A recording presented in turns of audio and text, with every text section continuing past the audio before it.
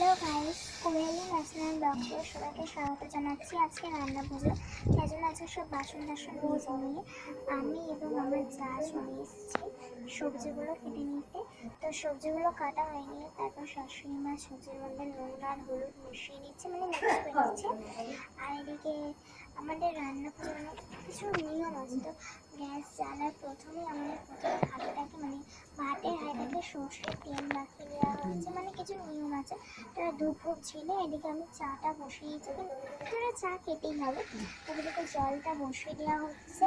তারপরে শাশুড়ি মা ধূপ দেখিয়ে ঘর করে শাকটা বাজিয়ে তারপর রান্না শুরু হবে আমাদের। চলো তোমরা দেখতে থাকো।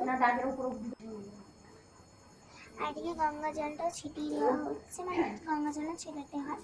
তো মানে দুবার, মানে একবার হচ্ছে যখন এটা মানে শুরু হচ্ছে, রান্না শুরু হচ্ছে তখন, আবার রান্না শেষ হচ্ছে তখন। তো শাকটা বাজে নেওয়া হয়ে গেলেই তো আমাদের সব রান্না শুরু হবে। তোমরা দেখতে পাবো আমাদের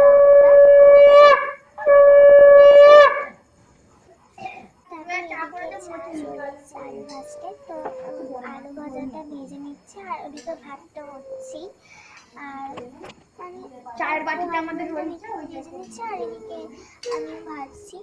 আর এদিকে ভাতটা হয়ে গিয়ে ভাতটা নামিয়ে তার এদিকে হোপাটা ভাজছে, আর এদিকে আমিও হোপাটা ভাজছি। আমার কাছেও ভাত হচ্ছে, মানে আমাদের দুটো গ্যাসেই হচ্ছে। এদিকে হোপা হচ্ছে, এদিকে যা পায়েসের জন্য দুধটা মানে তৈরি করছে, দুধের মধ্যে জল ঢালছে। তো এদিকে আতর চাল ফাল বার করে রেডি হচ্ছে পায়েসের জন্য। আর তোমরা দেখতে থাকো, আর আছে ব্লগটা কেমন হচ্ছে সেটাও তোমরা বলবে। আর এদিকে আমি হোপাগুলো ভেজে ভেজে তুলে রাখছি, আর এদিকে শাশুড়ি মা মানে ভাতটা ঢেলে দিচ্ছে। কলাটা একটু ঝরঝরে করা যায়। ঢ্যাঁড়সটা আমি ভেজে নিচ্ছি। ঢ্যাঁড়স ভাজা হয়ে গেলে কিন্তু চলে যাচ্ছে নারকেলা ভাজতে। তো আমাদের একটু নিরামিষ, তো নিরামিষই হচ্ছে, থেকে নারকেল আর ডাল হচ্ছে, মানে কমপ্লিট হয়ে গেছে, ভাজাভুজি সব হয়ে গেছে, পায়েসও হয়ে গেছে। তো এবার সব নামিয়ে দিয়ে এবার আমরা শুরু করবো। তারপরে এখানে আমি নারকেল ভাজাটা শিখবে। তারপর এদিকে আমি দেখো সব গ্যাসগুলোতে গঙ্গা জল ছিটিয়ে দিচ্ছি।